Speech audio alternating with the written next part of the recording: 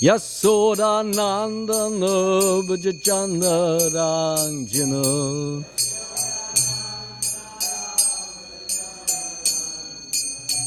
Yamuna Tira Vanachari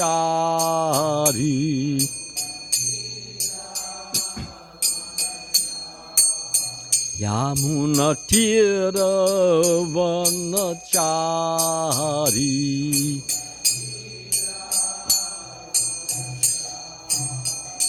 Jaya Radha Madhava Kunja Bihari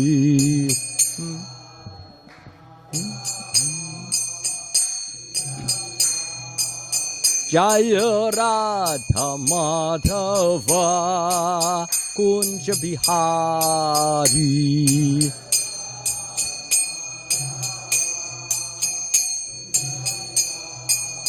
Jaya Gopi Jana Vallabha Girivaradari Gopi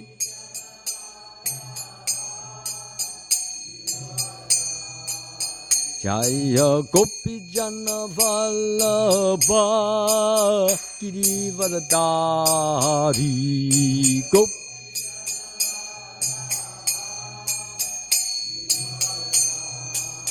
Yasoda Nandana Vijanaranjana Yasoda Nandana Vijanaranjana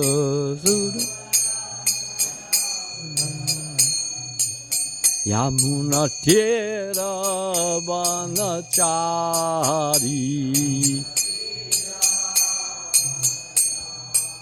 Yamuna Tira Vanachari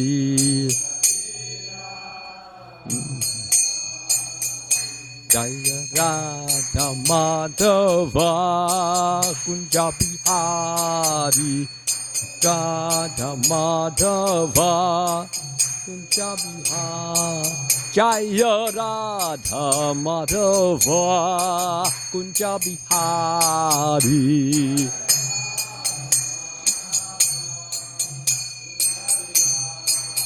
Jaya Gopi Jana Vallabha Girivaradari Gopi Jana Jaya Gopi Jana Vallabha Girivaradari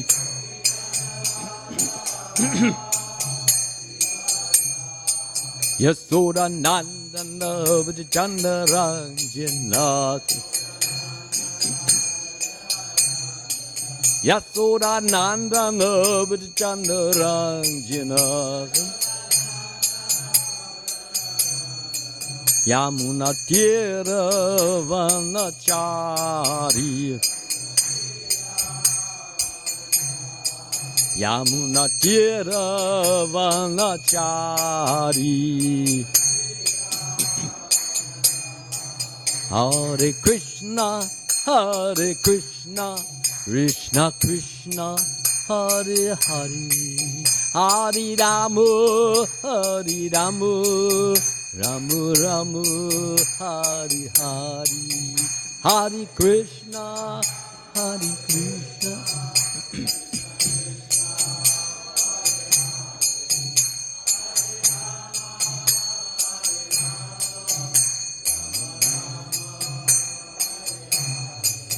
Jaya Prabhupada Jaya Prabhupada Jaya Prabhupada Jaya Prabhupada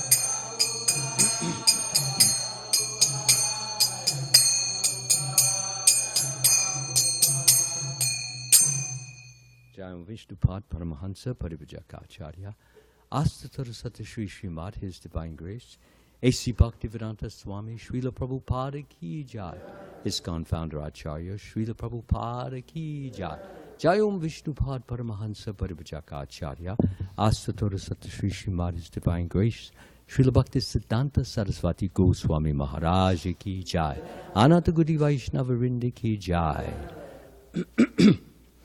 Samaveda Bhakta Vrinda Ki Jai Samaveta Bhaktavinda Ki Jai. All glories to the assembled devotees. All glories to the assembled devotees. All glories to the assembled devotees. And all glories to Sri Sri Guru and Gauranga.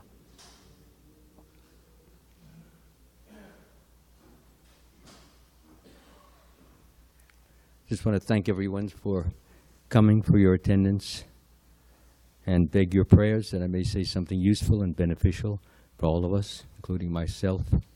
I depend upon the mercy of the Vaishnavas to succeed in my efforts. Thank you.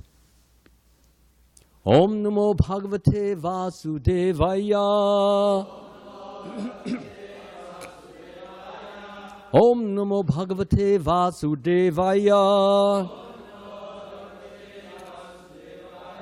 Om Namo Bhagavate Vasudevaya.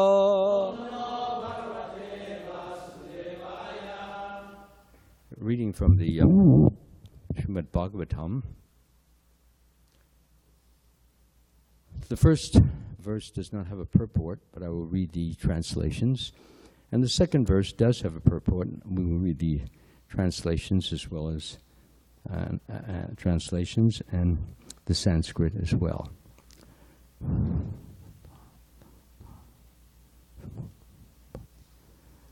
Sathadastat samutpatya sadyo devyambaram gata advishat. No, takes number 9. Oh, wait a minute. Let me see. I think 8 was the one I was supposed to do. It's on the wrong page, I think. Let me see. Yes, sorry about that. Thanks for correction.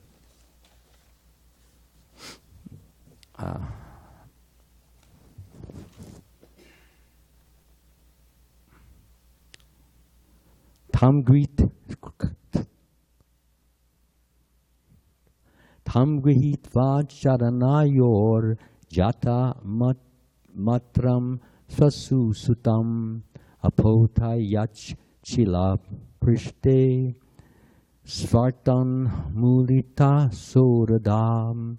Translation. Having uprooted all relationships with his sister because of intense selfishness, Kamsa, who was sitting on his knees, grasped the newborn child by the legs and tried to dash her against the surface of a stone. Text number 9.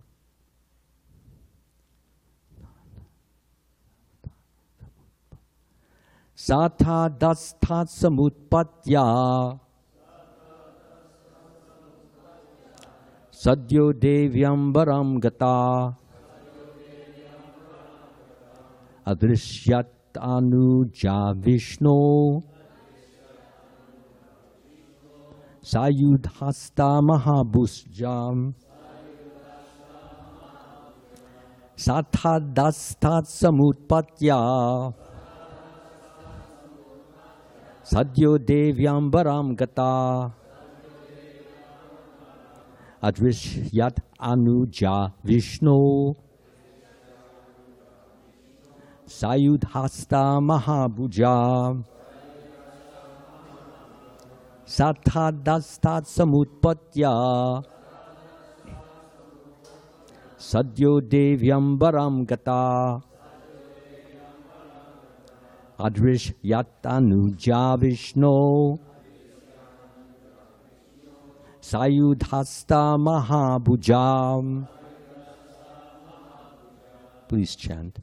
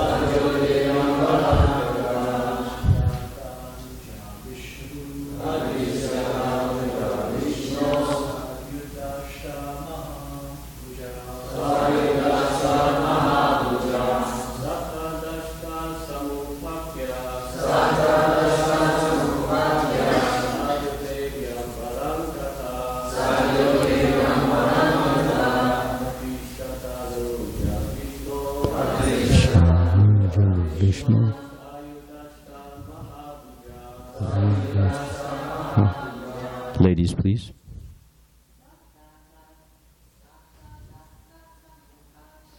Satandasta samutpatya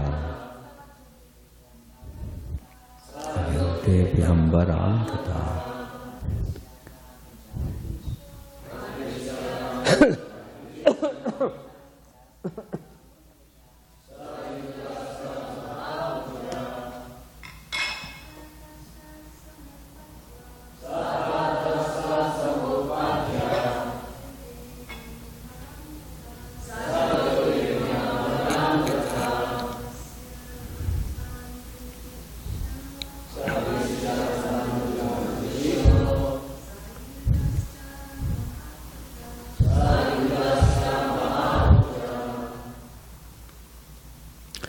The child, Yogamaya Devi, the younger sister of Lord Vishnu, slipped upward from Kamsa's hands and appeared in the sky as Devi, the goddess Durga, with 8 arms completely equipped with weapons. Please repeat. The child, Yogamaya Devi, the younger sister of Lord Vishnu,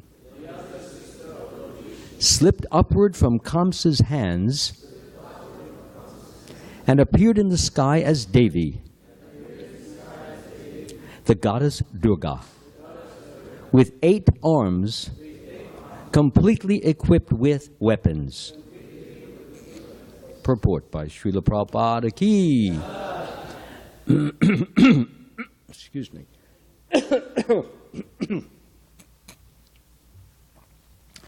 Kamsa tried to dash the child downward against a piece of stone. But since she was Yogamaya, the younger sister of Lord Vishnu, she slipped upward and assumed the form of the goddess Durga. The word Anuja, meaning the younger sister, is significant. When Vishnu or Krishna took birth from Devaki, he must have simultaneously taken birth from Yashoda also. Otherwise, how could Yogamaya have been Anuja, the Lord's younger sister? Om Agyanati Mirandasya Gananjana Shalakaya Chakshur Unmaditam Yena Tasmai Shri Guruve Namaha. I was born in the darkness of ignorance, and my spiritual master opened my eyes with the torchlight of knowledge. I offer my humble obeisances unto his lotus feet.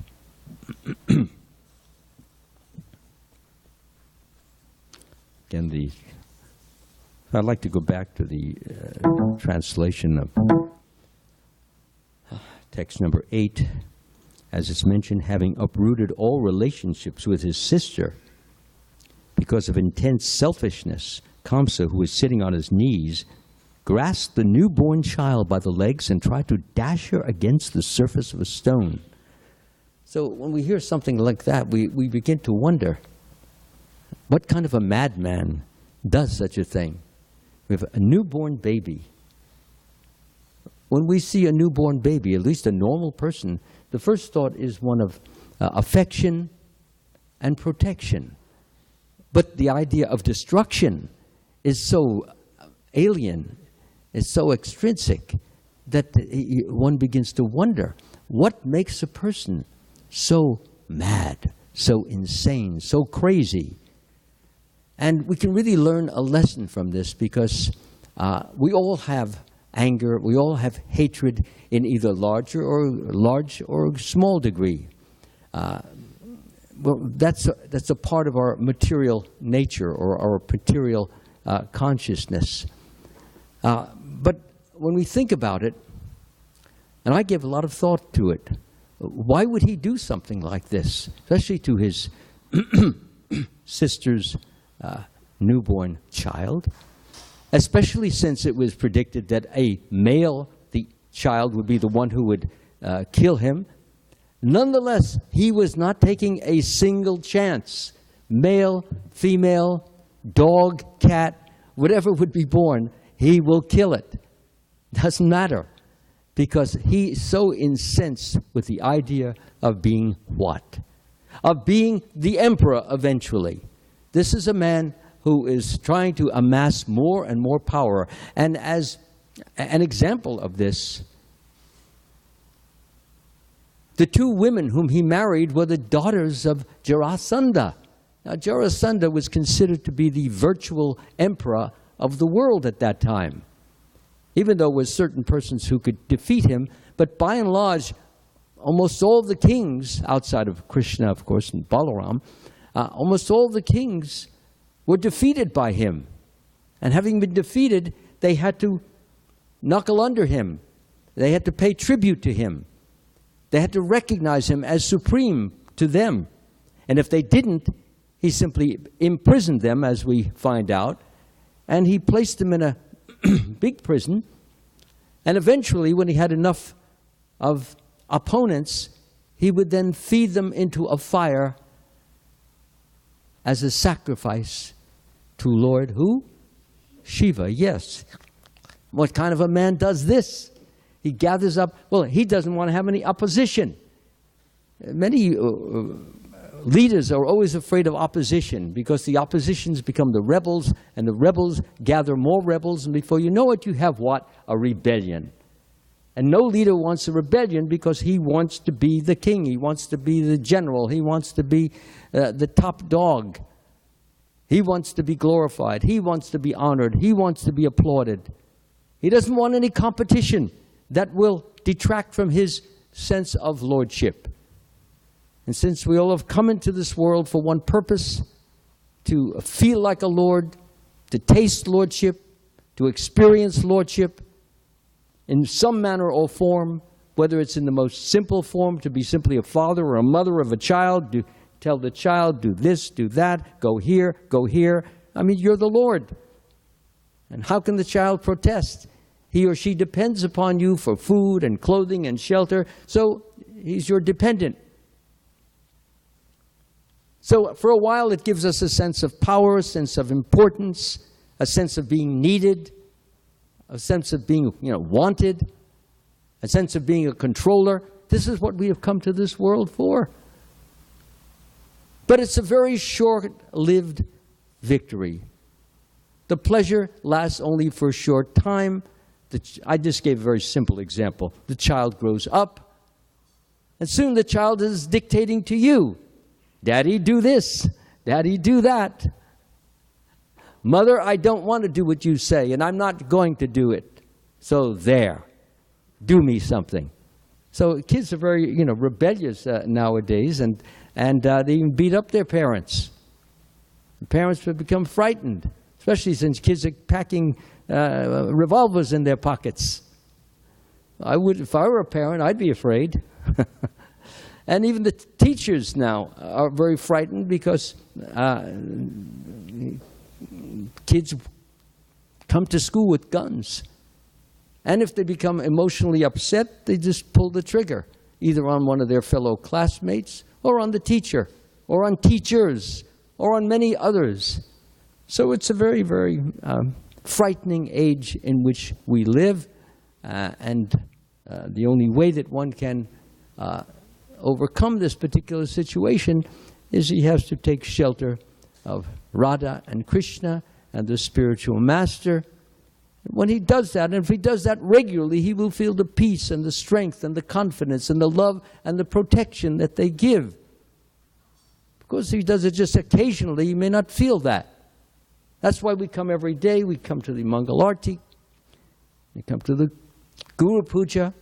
We chant 16 rounds. We follow regular principles. And by doing it daily, not occasionally, we develop what you call a Shakti, a potency, a power, which comes by the grace of Krishna, who respects and appreciates our efforts to want to serve him, please him, love him, adore him, glorify him, and share him with others who may not be so fortunate. So Krishna is pleased by this.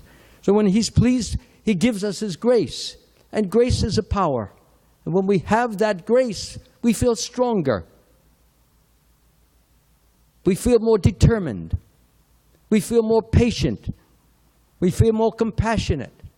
We feel more understanding. We feel more balanced in our thinking. So this is what is grace. Of course, it's much more than that. These are just some of the rudimentary graces that come, but there are so many. So getting back to my point, or the point I'm trying to make here, is that when a person becomes overweeningly selfish or excessively selfish, and as it's mentioned here, the word is selfish that's used. Selfish means all for me and nothing for anyone else. That's selfish. Everybody looks up to me, bows down to me, admires me, applauds me, doesn't disagree with me, accepts me as the all in all, as their Lord. So when and an emperor, of course, is in that kind of a position. And Kamsa wanted to be an emperor. He wanted to be the topmost of topmost, again, above all kings. And he had so many demons in his camp assisting him, who had so many mystical powers. So that is what a person who has this kind of selfish affection for himself and little for anyone else, unless that anyone else can assist him in becoming bigger and better and greater and grander.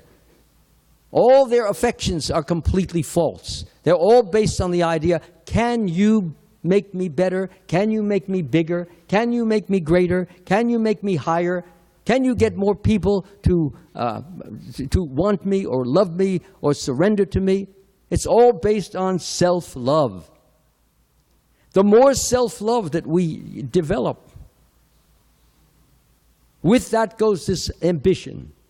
Now there is what is called material ambition, which Kamsa is so surely afflicted by.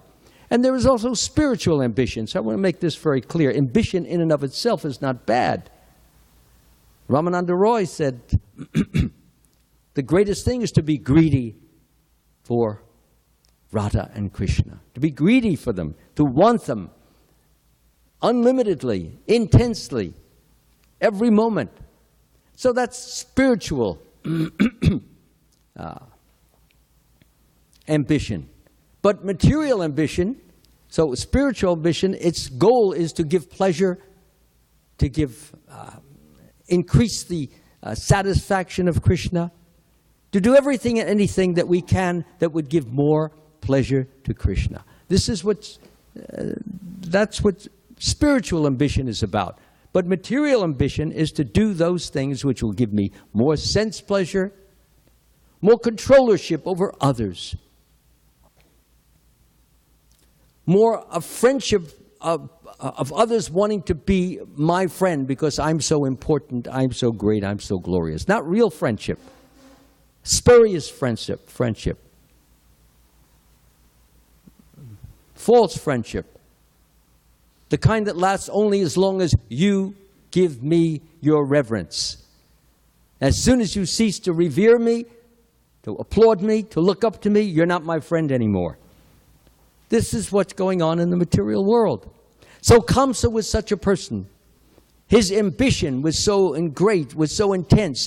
It was so intense that he was willing to sacrifice even a little newborn baby girl, no less, just to make certain that he would become the greatest of the greatest of the greatest, the Lord of the Lord of Lord of all states, all people, everywhere. When that happens, the conscience itself, which is the sense of right and wrong, completely becomes stone-like. It loses all of its sensitivity.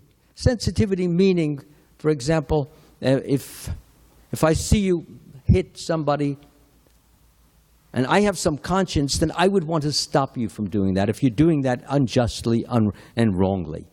Because I know the pain that you're giving. I have experienced it, so I would like to stop it and try to get you together in a diplomatic, friendly way. Such a person, like Kamsa, he does not brook such a thing as diplomacy here. Since he's bigger, he's greater, he's tougher, he's stronger than the little baby, why go into that? Besides, the baby can't talk, so you can't negotiate. So just kill it. It's easier. No need to have any second thoughts about it. This is the mentality of... it is very much like the person that we call today a hitman. We all heard, you know what a hitman is? He doesn't just hit you, he kills you. Okay, and I've seen some very fascinating on public television and also on ABC of where, in this particular case, a woman, she hates her husband and she wants to kill him, but she doesn't want to kill him herself because she might get caught, and if she gets caught, then she'll have to do time and she may spend the rest of her days in prison. She doesn't want to do that. So she goes to one of these gun magazines. In the back there are advertisements for, in very subtly worded language, the person advertises he's a hitman. It doesn't stay it that way. So she hires a hitman, and then what happens is that it turns out that sometimes the hitman happens to be an FBI undercover person. She doesn't know that. So she gets into a car and she makes a deal. I was watching and listening to the whole thing. I said, amazing. This is a woman, she's married, and she was planning, you know, how to kill her husband. And she figured she wouldn't get caught because, you know, these guys, that they do this for a living. They kill people. I once knew, many years ago, very briefly, somebody who called himself a hitman. I don't know if it was true. But in any event, when a person does that, he has no conscience. He couldn't care less. Their motto or their, excuse me, their philosophy is, who cares? I'm going to die anyway one day. And they're going to die anyway one day. So what difference does it make if I kill them today or kill them tomorrow? What kind of a philosophy? No sensitivity, no conscience, no feeling, no thought, no empathy, no sympathy, no anything. All those higher virtuous feelings that we attribute to persons who are very spiritual, not even there. They're there in a latent form, but they're totally covered over, so heavily covered over that the person is just functioning pretty much like a stone. So that's what we have in Kamsa, and it can happen to anybody. The more we exercise, and here's my main point, the more we exercise overweening ambition of a materialistic nature, the more we exercise, the more we try to harm people, the more we try to hurt people, the more we exercise envy, the more we try to hurt or twist or turn people, the more we try to badger persons, take advantage of persons, exploit persons. The more we try to do that, what happens is this overweening ambition is developing and it's building in us. And conscience is gradually being taken away.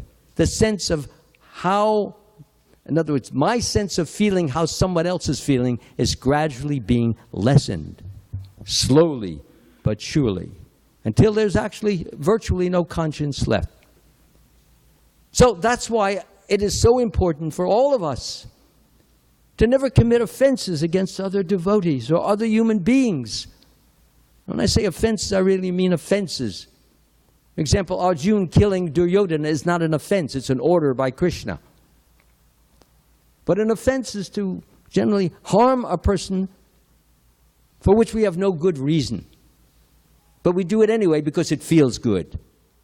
Feeling good means, yeah, he's small, I'm big. He's down, I'm up. What kind of a life is that? Until somebody pounces on you or me, and I'm down, you see, and he's up. It's a life of like an animal. That's an animal existence. One day you're attacking other animals, and then one day you get attacked. It's like the lion is a very powerful animal. He can defeat many, many other animals. And it's interesting, when he mates with a female lion or lioness, and they have some cubs, and another lion comes by and wants to challenge, you know, the father lion.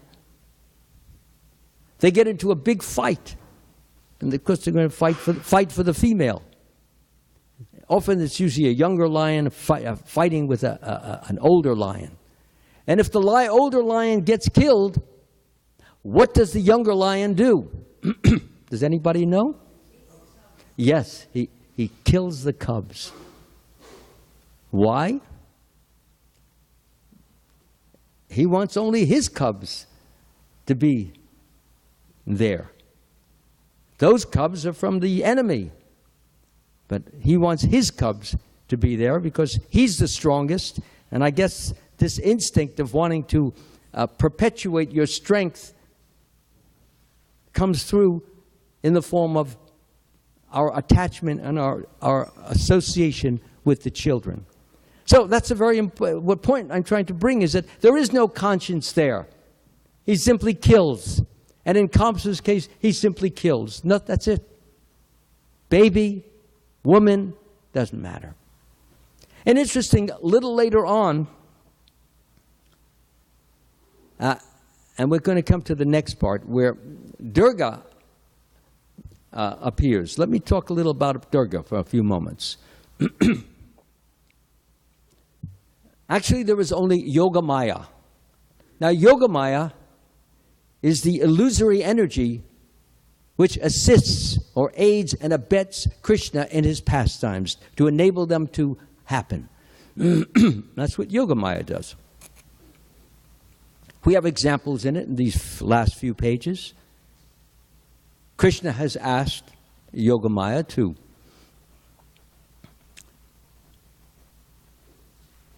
take the fetus of Devaki, who was Balaram, and transport it to Gokul, where Rohini is, and she was pregnant, 7 months. So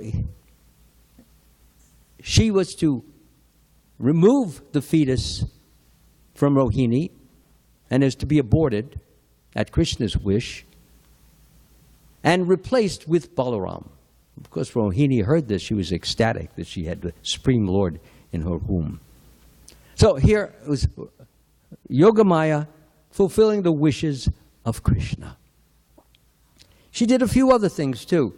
When Krishna appeared, he gave some orders, and Vasudeva was wondering how in the world he was going to execute those orders, because he himself did not have the power to do it.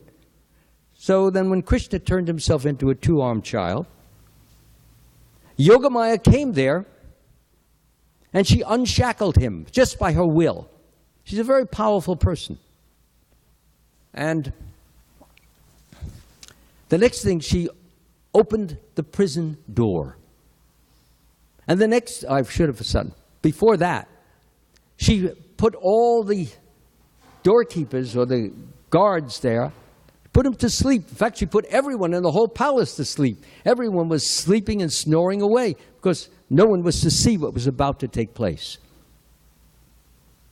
So after everyone was snoozing on the floor, the doors opened, the cell door opened, the other doors opened, and Vasudeva picked up the child and walked through upstairs, up the stairs, outside. And this facility had been made by Yogamaya. So here's, again, more examples of how she assists Krishna in doing his will. Of course, Vasudeva, he did not see her. And it's interesting, sometimes persons wonder, how could Yogamaya be doing this when she was actually with Yashoda as a newborn baby? So Yogamaya, she has a spiritual body. She doesn't have to just use the physical body. She's an advanced soul. So she simply comes out in her spiritual body. She can travel anywhere, everywhere. And then what happens is that she does what she has to do, and then she comes back in her spiritual body, and she's there, fully conscious, fully awake, fully knowledgeable. She looks like a baby, but she's fully conscious as an adult because she knows all the things that she has to do. So Yogamaya is, other words, how could these things be accomplished if the baby is still with Yashoda? Somebody else has to be doing that, but it's simply Yogamaya in the spiritual form.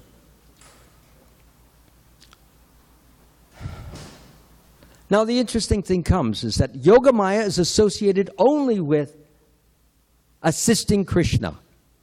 in doing his pastimes, performing his pastimes. She is not involved with anything to do with the things that Mahamaya is involved with. Now, who is this Mahamaya?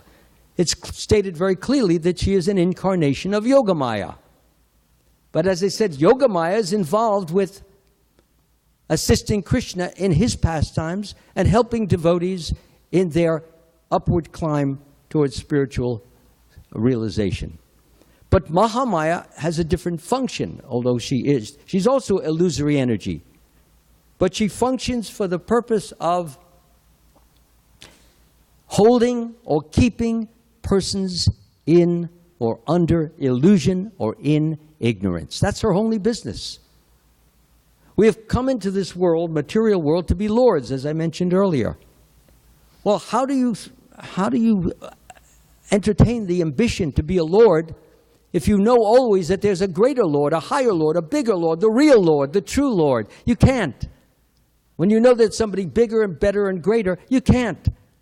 So her business, Mahamaya, is to help you forget Krishna and to think that we can be lords. And she assists and she makes arrangements to enable us to enjoy like anything, gain property, gain control, gain friends, all so that we can feel, I'm a lord, I'm a lord, I'm a lord. We can feel that. This is what we want. However, the ultimate purpose is that a person in achieving these limited material benefits will finally become frustrated. You're big, you're high one day, somebody's higher. And you're envious, and you can't reach that position. Or you have money, or you have beauty. Your beauty disappears. You have knowledge. Your mind is starting to go. You get with dementia. And so what happens is that you have frustration. You have depression. I was just reading on the news that this very famous actor, Jack Nicholson, who won a number of Academy Awards, extremely good actor, he's lost his memory. He can't do movies anymore. That's his problem.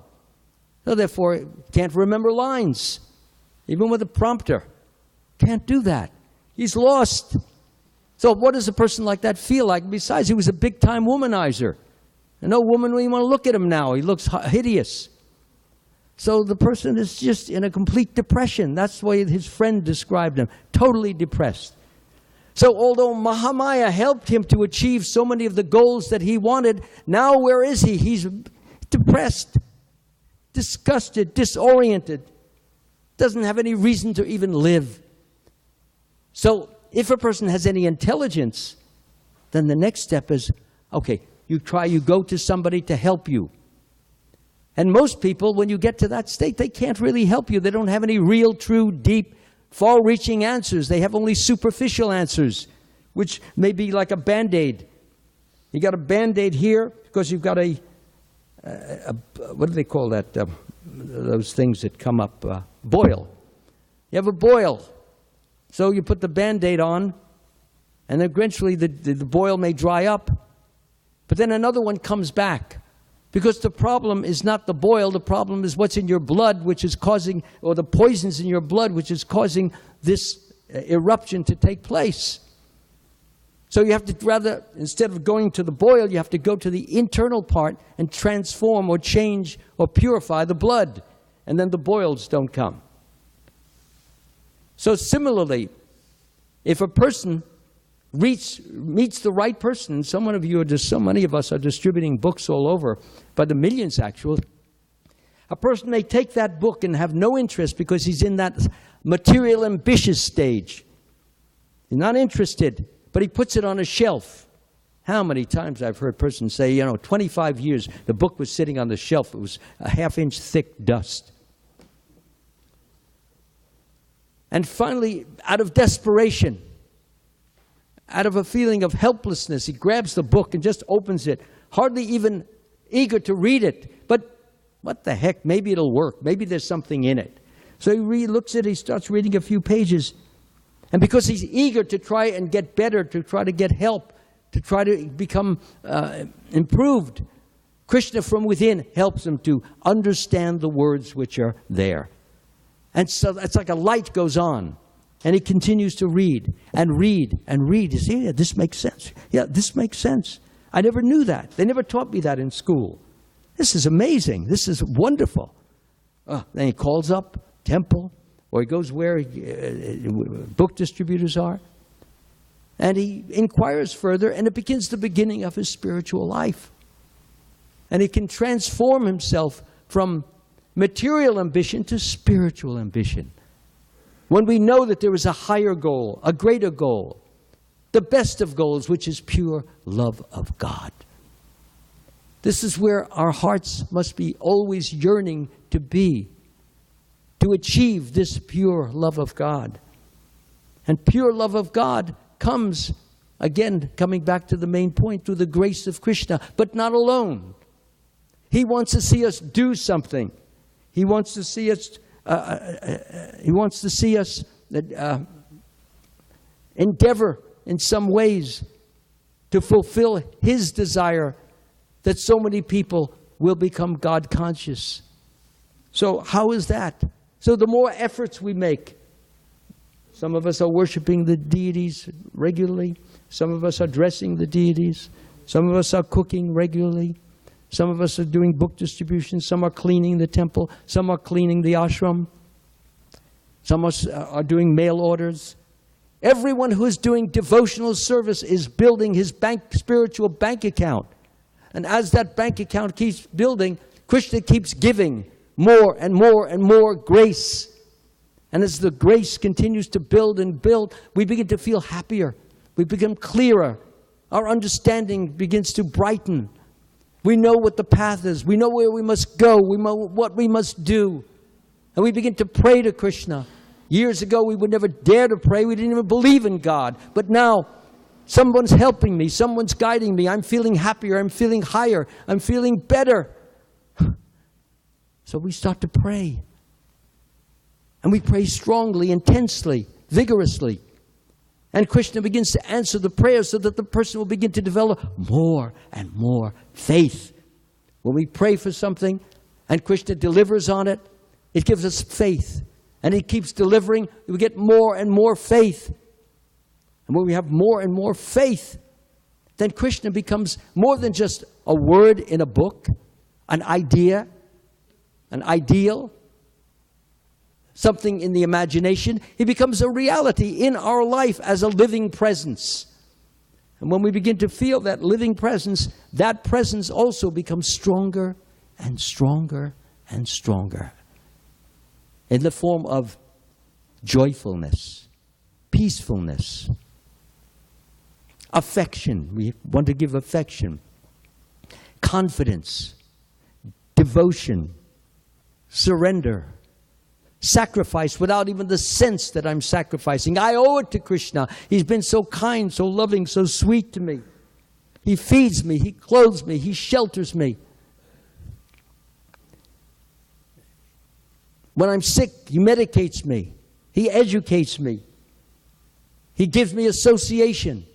He's doing all these wonderful things. I owe him. I've committed so many offenses in my life, so many wrongs, so many evils, so many sins, and yet still he goes on giving me more and more and more grace. What kind of a person does this? Not many human beings. You hurt them once, that's it. I don't want to know you anymore. But Krishna, even though we offend him, we go against his commandments, against his orders, break regular principles.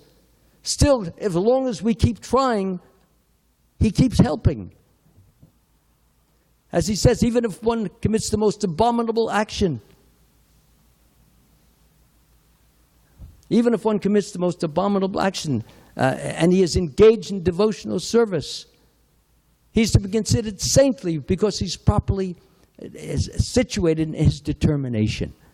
So Krishna, yes, he sees the evil, he sees the wrong, But he also sees our potential for right.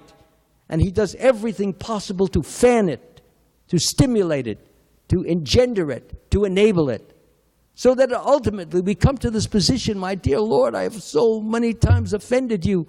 I deserve to suffer. I deserve to be kicked. I deserve. So when we get a little pain, a little suffering, a devotee who's very advanced, he thinks, thank you, Krishna. At least you're letting me pay off this horrible debt that I have created towards you. So many people can't even understand that a person would thank Krishna for a little pain and a little suffering. But this is a person who understands that Krishna is giving him something to make him better, to purify him, to uplift him, to strengthen him, to guide him, to direct him, so that he'll become more and more Krishna conscious. That's the main point. Krishna does not like his devotee to suffer even one fraction. But if it's necessary to bring him to the higher point of higher consciousness so that he's always thinking of Krishna, willing things in relation to Krishna, desiring to please Krishna, if it results in that, then so be it. Let him have a little pain. Because ultimately, he'll be able to do the things he's supposed to in a right and proper way. So that's what we have in this particular situation. Kamsa is a complete brute now, and we should not think that we could not become that. I've seen good people become bad people, just as I've seen bad people become good people. But our key to remaining good, devotional, loving, is to depend on Krishna. As Krishna says in all activities, just depend upon me and work always under my protection. In such devotional service, be fully conscious of me. If you become conscious of me, you will pass over all the obstacles of conditioned life by my grace. If, however, you do not work in such consciousness, but act through false ego, me, I, me big, I great, I high, if we think in those terms, then Krishna says, you will be, what's the last word? Lost. Yes, thank you. You'll be lost. So we have a chance to always remain unlost as long as we continue chanting our Hare Krishna mantra with love in our heart, with affection in our heart, with a sense of gratitude, interacting with devotees with a sense that how wonderful it is that Krishna has put me in contact with people who love Krishna or are striving to love Krishna. I'm so fortunate. Krishna has been so gracious. Why should I even complain about anything? There's too much good going for me. Let me do some good also. And I ended on that note. Thank you very much. Hare Krishna.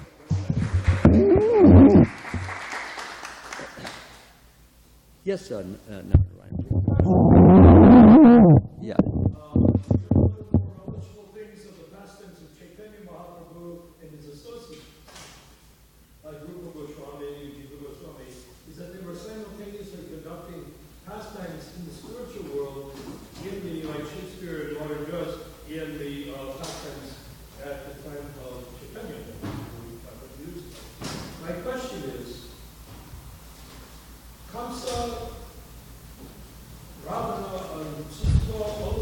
What Kamsa and what? Oh, what you said? Kamsa and what else? I didn't catch those two words. The demons. What you're speaking of, the demons. The demons, yes, yeah. This demon, Kamsa, and the others, they had to take Jai and Vijay, right? Were they simultaneously aware that they were playing a role, or were they in the impression that they actually were these demons and they developed these different types of lusts to be dominant forces? Yeah. Yes, very nice question. Thank you very much for it. No, they in order for Krishna to fulfill one of his great desires was to fight. He wanted to fight, exercise his muscles, and get his wrestling in good shape. That's just one of the things. So in order to do that, you have to have real, true demons. People, in fact, the way it is put in the scripture is that Jai and Vijay was covered over with the mode of passion and ignorance. When you're covered over with the mode of passion and ignorance, then you act in that manner. And the only time they would become aware of who they originally were is after they were killed, because there was, well, when I say killed, I mean at least on they had 3 births. So when they were killed on the last verse, Dantavakra and Shishupal, then they would go into, the way it's described in the books, is they entered into the Brahma Jyoti as a kind of a resting spot, a purifying spot. Then they went on back to the eternal world, where they continued in their loving service. So no, they had absolutely, they were not under Yoga Maya. They were under their situation. They were covered by Mahamaya to assist the pastime of Krishna in the, well, let me put it this way. Krishna comes to, he comes whenever and wherever there's a decline of religious practice and a predominant rise of your religion. At that time I descend myself to deliver the pious and to annihilate the miscreants like Jai and Vijay. I myself appear millennium. So wait a minute.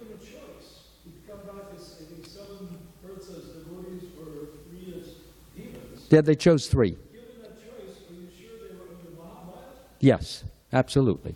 Because when you're covered with passion and ignorance, that's all you can be. It did not say that they were covered with sattvic bhav.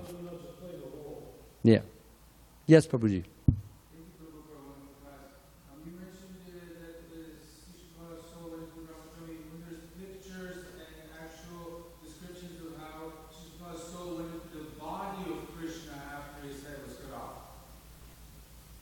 What was that? I'm not, maybe you have to come a little close.